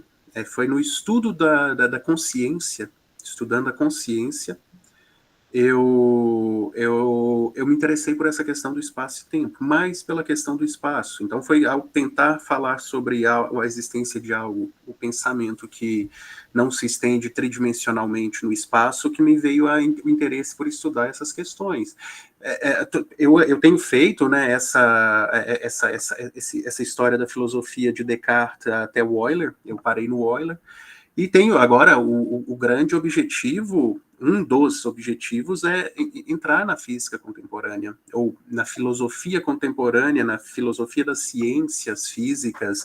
Então, começo pelo Ernest Mach, que eu acho que, tanto quanto meus estudos puderam indicar, é onde isso começa, né? Ou começa no sentido de onde o Leibniz é apropriado no século XIX, no século XX. E é por aí que eu pretendo dar continuidade a isso, tendo a acreditar que em algum momento eu poderei discutir essas questões de uma perspectiva mais contemporânea, que muito me escapa. Então, por exemplo, uma pergunta que eu faria para o Danilo, e é uma de completa ignorância há espaço absoluto na física einsteiniana. Esse espaço é heterogêneo, sabe? Porque a ideia que eu tenho, a ideia de alguém que ainda está engatinhando nesses assuntos, e foi por aí, foi justamente pensando na relatividade contemporânea, de einsteiniana, que eu não conheço, mas conheço por ouvir falar, que me veio essa ideia da heterogeneidade. Então, olha, se o Leibniz, o argumento leibniziano é baseado na homogeneidade, o que ela teria a dizer sobre a contemporânea, essa compreensão contemporânea do espaço que me parece ser heterogêneo? Então, parece, por isso me veio essa intuição, né, de que, olha, pode ser que o Leibniz não tenha argumento contra o espaço absoluto, né, pelo menos não um argumento da irracionalidade. Mas, enfim, falei mais do que o Pedro me perguntou, né, me comentou, eu só quis dizer que eu continuarei nesse caminho, Pedro, se tudo der certo. Obrigada, Okay. Vinícius. Felipe? Olha, meus caros, eu vou me dirigir aos dois, mas vou fazer uma pergunta que começa pelo Vinícius e depois passa pelo Danilo, né? Antes de tudo, vocês dois são muito bem-vindos na mesa temática de Filosofias do Espaço-Tempo, que terá com Samuel Simon mais tarde, com Denis Bessada. O trabalho de vocês, quando eu organizei as sessões, assim, eu falei, poxa, poderia tanto estar coligado numa grande mesa. Mas vamos lá. Vinícius, assim, um dos pontos, eu tive que, lá em Lisboa, realmente me debruçar sobre as cartas inteiras, assim. Olga Pombo exigiu, e foi um trabalho hercúleo, assim, que valeu muito a pena. E é muito complicado retirar, fazer um retrato, assim, um recorte, né, apenas dos aspectos críticos do Leibniz, sem ter a compreensão da contra-alternativa dele como um todo, né? Principalmente, assim, porque o Leibniz estava construindo aqueles argumentos no calor de uma situação, da troca de cartas em si, né? Tem até certas fagulhas ali, e não se trata de um texto dirigido, bem acabado, né, vamos dizer assim. A não ser que a gente considere a quinta carta como talvez assim, né, um apanhado geral, que é onde ele constrói melhor a teoria relacional do espaço, né? Então, assim, eu penso que tem que ler as cartas, elas como um conjunto coeso como um todo, e lembrar também da monadologia, né, e de outros trabalhos que ele estava na época, que ajuda a gente a complementar o quebra-cabeça do que o Leibniz está querendo dizer. E indo ao princípio do Newton, é complicado a gente interpretar o que é absoluto. O que o Newton quer dizer por absoluto, sabe? Existem alguns debates com relação a isso, e no seu trabalho agora, na sua exposição, eu fiquei me perguntando isso assim, mas o que o Vinícius está querendo precisar pela noção de espaço absoluto?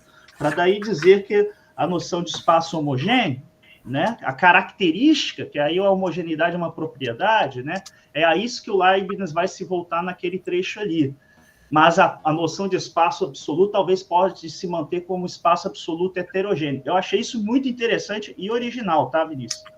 Mas a noção de absoluto, ela é um pouco problemática.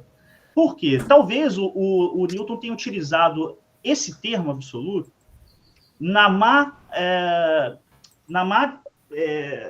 definição que seria utilizar substância. Tá?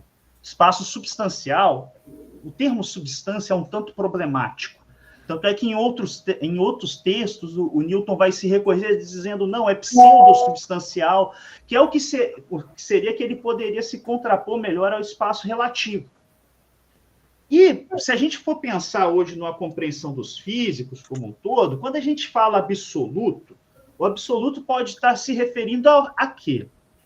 Pode estar se referindo tanto à noção do referencial, inercial, estacionário, daí absoluto. Pode também ter a conotação teológica do sensório divino.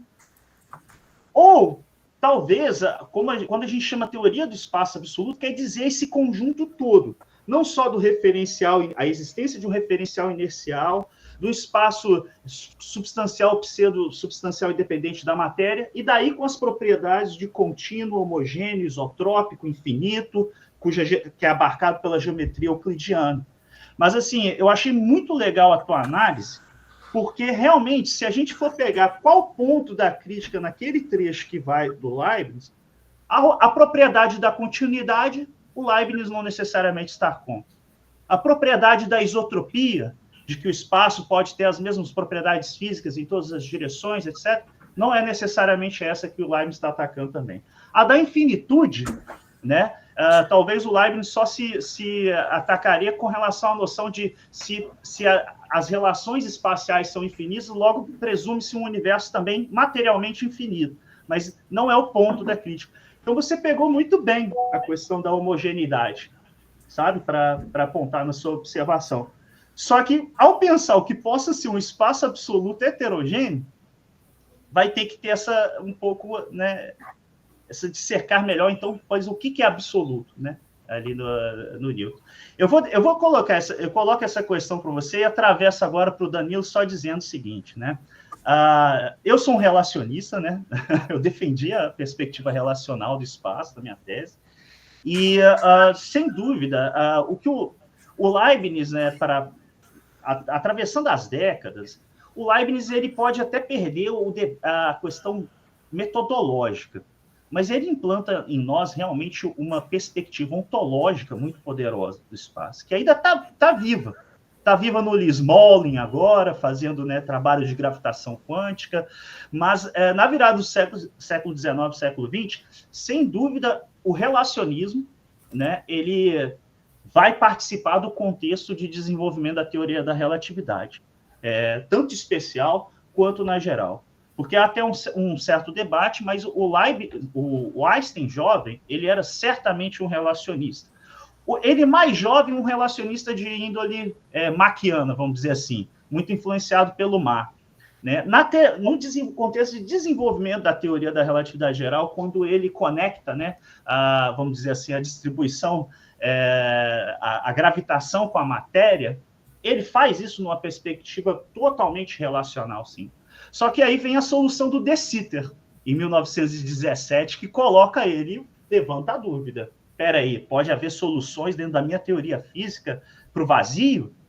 Então, quer dizer, o campo gravítico, a gente pode conceber ele na ausência de matéria. Então, espera aí, o espaço-tempo pode existir independente dos objetos da realidade física também. O Einstein dá uma silenciada, mas lá em 1953, nas últimas palavras que ele escreveu sobre espaço, para o livro do Max Jammer, ele torna a defender, não mais tanto por argumentos machianos, como no começo, mas torna a fazer uma defesa ao Leibniz-Huygens. É muito interessante isso. Então, assim, a pergunta fica para o Vinícius aí, ó. Defina para nós melhor o absoluto, e ao Danilo, como você enxerga o relacionismo aí no contexto da cosmologia einsteiniana? Posso começar, Danilo? Claro, claro. Com licença. Não, ótimo. Muito obrigado, Felipe, por todos esses comentários, por todas essas questões. Em primeiro lugar, você comentou sobre como uma coisa não pode ir sem a outra, né? Sobre como o ataque ao espaço absoluto não pode ir sem a defesa do espaço relacional, espaço e tempo relacional. Eu concordo, inclusive disse na apresentação que era uma distinção mais didática do que filosófica e teórica. Então, o Leibniz está simultaneamente atacando para construir. Então, didaticamente, eu tento fazer essa separação para lidar com um texto que é muito difícil, né? É muito, muito difícil. São dezenas e dezenas de parágrafos em que essa discussão está perdida, ou perdida não, né? Entremeada de outras discussões. Dito isso, então, sim, é uma distinção mais didática para que me permite avaliar mais, eu acredito, adequadamente os argumentos do Leibniz. porque isso não se encontra feito de uma maneira muito rigorosa na literatura secundária. Então, o espaço, há quem diga que o espaço não é absoluto porque ele é relacional. Não é só isso. Enfim, o espaço absoluto, vamos lá, essa é uma ótima pergunta, hein? Maravilha. O que eu entendo de espaço absoluto a partir da leitura desses autores é o espaço existente independentemente de objetos. Só isso. O espaço existe independentemente de objetos, de maneira tal que, se toda a matéria do universo for aniquilada por Deus, o espaço continuará lá. Então, o Newton é muito pouco claro a esse respeito. Há uma única carta em que o Newton nega que o espaço seja uma substância. Então, ele não assume esse compromisso metafísico forte com uma teoria do espaço enquanto substância. Há isso em uma carta. Apenas. E vamos lá. O texto da primeira edição dos Principia, de 1687, não há o escolho geral. Então, lá no escolho geral é que o Newton avança um pouco no sentido de discutir metafisicamente a natureza do espaço. Até então, o espaço é uma entidade abstrata matemática utilizada como ponto de referência para se pensar o deslocamento dos corpos no plano tridimensional. Então, é como se fosse uma entidade matemática. Eu penso os objetos, parece-me, né? Penso os objetos nesse espaço tridimensional homogêneo e absoluto, e só esse ponto referencial é que me permite falar sobre movimento. E isso já havia sido discutido lá no texto do De Gravitatione, naquele texto não publicado, inacabado do jovem Newton. E lá o Newton questiona a filosofia cartesiana que identifica espaço e extensão. Ele questiona justamente a partir do problema do referencial. Então, lá, a teoria do Newton, do jovem Newton, no De Gravitatione, é a teoria segundo a qual o espaço precisa ser absoluto, porque sem o espaço absoluto nós não temos movimento e nós não temos lugar, e nós não temos, finalmente, nenhuma maneira de explicar o movimento cientificamente. Então, é o que o Euler faz lá em 1750 nas reflexões sobre o espaço e o tempo. Então, mecanicamente falando, nós precisamos supor a existência do espaço absoluto, ainda que nós não consigamos provar metafisicamente a sua existência. Mas o Newton, lá no De Gravitatione, ele faz a sugestão de que o espaço é um efeito emanativo de Deus. E por aí, na primeira edição dos Principia, ele não menciona, não se detém sobre isso, e aparentemente, isso o escolho geral é acrescentado na segunda edição de 1713 dos Principia, e é ali que o Newton vai fazer algumas reflexões sobre a natureza do espaço. Muito aparentemente influenciado pelo Clarke. Então, lembrando que o Clarke desenvolve a sua teoria do espaço, as suas reflexões sobre a natureza do espaço, em 1705, na demonstrações do ser e do atributo de Deus. Ali ele já tem toda essa teoria do espaço como uma propriedade e que antecede, né, também, inclusive, as questões da ótica, em que o Newton sugere o espaço como um efeito, como um sensório de Deus. Então, o Newton só é levado a essa questão, aparentemente, ou melhor, a apresentar essa questão por um motivo, por influência do Clarke. Mas, finalmente, isso tudo para dizer que o Newton, que era a questão, né, o espaço absoluto para o Newton. O espaço absoluto de Newton é um referencial, tal como nós encontramos no De Gravitatione. Sem o espaço absoluto não se pode falar em movimento, não se pode falar em lugar, você não tem ciência do mundo, ciência mecânica do mundo, e é também, do ponto de vista um pouco mais metafísico, é uma propriedade. Então ele precisa existir em Deus, porque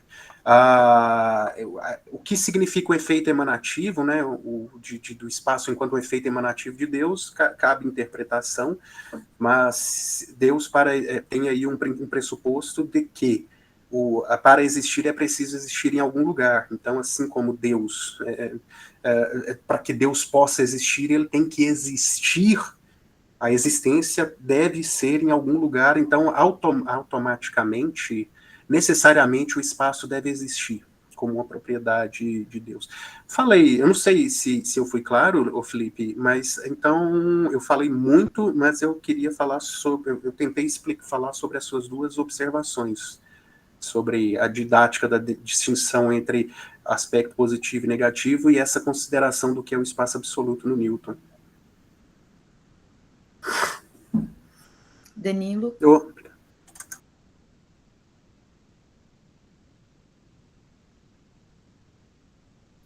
Danilo? Danilo deu uma travada agora. Deu uma travada? Eu acho que ele caiu. Ah, ele caiu. Ô Vinícius, a gente tem pergunta adiante, mas é isso, o termo absoluto para os físicos vai querer dizer a questão do referencial inicial absoluto, né? Você respondeu dizendo que utiliza mais no sentido que o Lawrence Sklar vai chamar de substantival. Ele punha um termo lógico para não ser nem substancial nem pseudo-substancial, mas quer dizer isso, a realidade independente do espaço, né? Mas, enfim, é uma longa discussão. Vamos lá. O Danilo voltou. Danilo?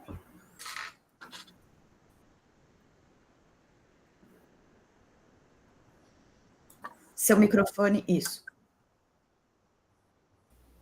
Ô Felipe, eu estava procurando aqui, e naquele belo livro do Abraham Paz, o Sutil ao Senhor, ele comenta no encontro que ele tem com Einstein, em 1954. E Einstein diz para o Paz, em minha opinião, não devemos mais falar sobre o princípio de Mach. Está lá no Sutil ao Senhor. Então, sobre as considerações feitas, a primeira coisa que me chama a atenção, o conceito de tempo em Einstein, ele tem muito pouco ou quase nada de ontologia. No artigo de 1905, o Einstein fala, o que é o tempo? É aquilo que você mede no seu relógio. O que é o espaço? Aquilo que você mede na sua régua. O artigo dele de 1905, sobre a elerodinâmica dos corpos em movimento, ele é cheio de menções a régua e relógio. Então, Einstein, ele abandona aquela noção espacializada de tempo, ou tempo, o tempo metafísico, o tempo universal, linear, porque falar em dilatação de tempo não é exatamente como Einstein trabalha as transformações de Lorentz. É algo medido univocamente em cada referencial diferente. E a noção de tempo interfere na sua noção de espaço. Então, de fato, ele abandona o princípio de Mach, porque todas as considerações sobre estrutura como um todo, questões de fronteira, se perdem no modelo de De Sitter, no modelo de Friedman. Einstein, inclusive, comenta num rascunho de uma carta que ele vai mandar para Zeintraub por física, mas ele desiste, quando ele fala que, apesar de correta, a solução de Friedman dificilmente tem uma interpretação física. Inclusive, quando ele se encontra com Lemaitre nas conferências de Solvay, ele também fala que a física do Lemaitre é abominável. Então, quer dizer, ele tem uma rejeição muito grande aos primeiros modelos expansionistas. E depois ele vai acabar se retratando de fato, ele acaba desistindo da própria constante cosmológica, que era um elemento importante na cosmologia como um todo.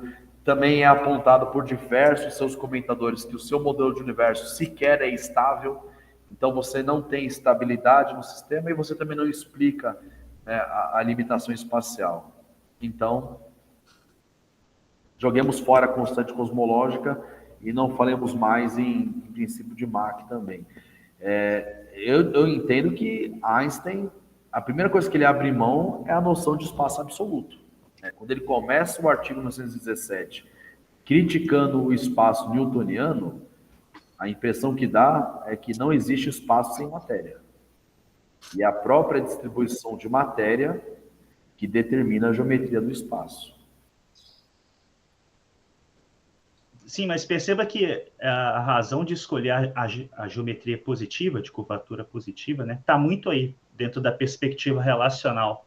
Porque nas de curvatura negativa, ou no universo aproximadamente plano, fica um pouco difícil você defender o espaço, uma existência do espaço totalmente atrelada à matéria. Mas ele chega a falar isso, viu? Ele chega, e acho que até tenho aqui uma citação que eu pus aqui no texto. Eu estou dizendo que Einstein esteja com razão, né? Mas quando ele formula a teoria, aqui na apresentação tinha um trecho, não sei se eu li, segundo a minha teoria, inércia é apenas uma relação entre massas, não um efeito em que o espaço em si mesmo esteja envolvido. A essência da minha teoria é precisamente que não existem propriedades independentes atribuídas ao espaço. Isso o jovem Einstein, né? Agora, lendo os artigos originais dele, o que me chama a atenção, ele talvez falaria, toda essa discussão é muito importante, mas o que interessa para mim mesmo é a covariância geral das minhas equações. É você ter um sistema de equações que permaneça constante para diferentes referenciais, inclusive referenciais rotacionais. Isso me chama muita atenção. Mais do que argumentos empíricos, mais do que argumentos metafísicos. Mas a estrutura matemática das equações não pode variar em diferentes referenciais. É ali que ele chega na equação do tensor métrico. Muito obrigado. Temos o Alexandre aí, vamos. Obrigado. Alexandre, por favor. Oi. Você falou no princípio da covariância, né? Isso é muito interessante, porque as críticas que o princípio recebeu foram interessantes, mas aí eu estou me lembrando do Rei de Inverno, quando ele diz o seguinte, é muito fácil, né, o cara criticar o princípio da covariância, mas depois que o Einstein fez o princípio, né? Quer dizer, é aquele negócio, né? Depois que bota o ovo em pé, aí ninguém vai dizer, botou assim, botou assado, quer dizer, essa é o que a história da ciência, a epistemologia nos ensina, né? Que a gente tem que relativizar as coisas para a época quando foi feito aquilo, né? Quer dizer, isso é muito interessante, quer dizer, o Einstein botou o ovo em pé e depois ninguém cai criticando. É igual o princípio da equivalência que a gente está trabalhando. É princípio da equivalência forte, é princípio fraco, é meio fraco, meio forte, é infinitesimal. Quer dizer, depois que foi feito, tudo bem. Mas, na realidade, o que eu tinha anotado para falar aqui é o seguinte, que vocês tinham discutido aí o princípio da razão suficiente, né? Negócio de causalidade, etc. Eu acho só interessante lembrar que quando a gente tem que mapear quando é que vai se discutir causalidade, porque aqui já surgiu até a questão do caos, etc. Porque se você falar em causalidade, você tem que dizer em que âmbito você está discutindo isso. Porque quando você vai para a mecânica quântica, o negócio fica muito estranho, porque a causa... ela causa o efeito. E o efeito volta para a causa. Quer dizer, o efeito, o operador ele atua, né, modifica lá o sistema, né, e depois ele tem um efeito retorno. Né? Quer dizer, então onde é que fica a causalidade? Eu acho isso é interessante. Né? Agora, lembrando que na época do Leibniz não existia isso. Não existia um mundo, quer dizer, o mundo quântico estava ali do lado dele, mas não se sabia que tinha essa teoria, quer dizer, que a física iria evoluir de analisar as coisas no micromundo, né? Onde tem a mecânica quântica não destrutiva, quer dizer, uma série de coisas aí que a gente tem que avaliar muito bem a questão da causalidade nesse âmbito. Era isso que eu queria colocar, entendeu? Quer dizer, você mapear o que você está chamando de causa, o que você está chamando de efeito e onde você está discutindo isso, né? Em que ambiente, né?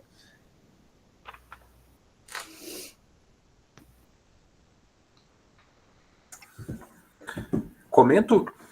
Temos tempo? Por favor. Acho que sim. A gente começa finalizando, mas, por favor, Vinícius.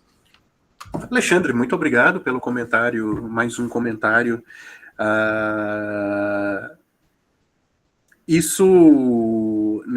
Você tem toda a razão, né? Parece-me, né, ter toda a razão sobre ser preciso mapear, ou pelo menos traçar as fronteiras de onde é possível falar sobre o princípio da razão suficiente. Leibniz está falando de duas perspectivas, né, aparentemente. Uma metafísica sobre as coisas como elas são, e para que elas existam, elas precisam ter sido, existir uma razão para aquilo, e em segundo lugar, para a ordem. Então, é essa ordem, a ordem das coisas, o mundo ordenado da maneira como ele é preciso que exista uma causa ou uma explicação racional. Então, há aí também um fator epistemológico no sentido de, olha, é preciso explicar racionalmente por que as coisas são assim e não de outra maneira. Parece-me, viu, Alexandre? Parece-me. E sobre o mundo quântico que o Leibniz estava nele, né, mas é bom lembrar das mônadas, né, ele não está... Então, ele teve uma intuição muito sagaz a partir desse conceito de mônada aí, do princípio da realidade, né. Eu não sei, conheço muito, muito superficialmente alguns trabalhos que têm tentado, né, aproximar Leibniz da mecânica quântica e, sobretudo a partir desse conceito de uma mônada que é uma existência fora do espaço e do tempo. Então, parece-me aí, apesar de não compreender do debate contemporâneo, parece-me que Leibniz é precursor de muitas dessas coisas interessantes que vocês discutem contemporaneamente na física. Mas isso é exatamente a visão do Luiz Moll, que você acabou de pontuar. Ô Vinícius, eu vou ter que falar isso, eu acho que você tem uma postura, rapaz, está de parabéns, porque você tem uma postura de cientista que tem dúvidas de tudo, né? Quer dizer, a gente não... Quer dizer, você está sempre, você se questiona, eu não sei isso, isso é muito importante no cientista, né? Quer dizer, essa dúvida, essa interrogação sobre o seu conhecimento, porque é um mundo que a gente tem para aprender é muito maior do que aquilo que a gente sabe, quer dizer, eu acho muito legal, está de parabéns aí. Obrigado, muito gentil esse comentário, Alexandre, agradeço. Bom, então eu queria agradecer, queria lembrá-los também que às 14 horas a gente retoma com a primeira mesa da tarde num outro link, não sei se o Eduardo ou o Felipe poderiam gentilmente colocar aqui, só para facilitar, eventualmente, para quem, acho que quanto mais a gente puder divulgar, obrigada. E aí a gente retoma, então, às 14 horas, tá, com a primeira mesa da tarde, e, enfim... E obrigada, e até breve, então, depois do almoço. Obrigada, Felipe. Até já, gente. Abraços.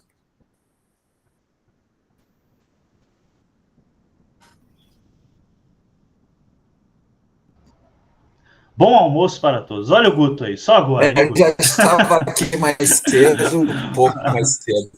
Eu não consegui participar mais cedo. Bom rever a todos.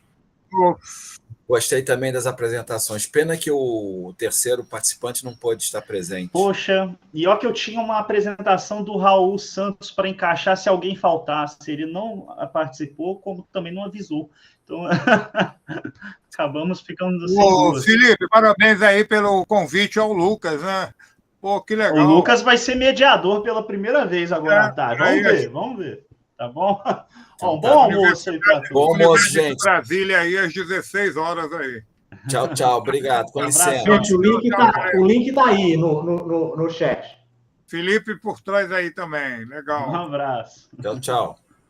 Tchau, tchau.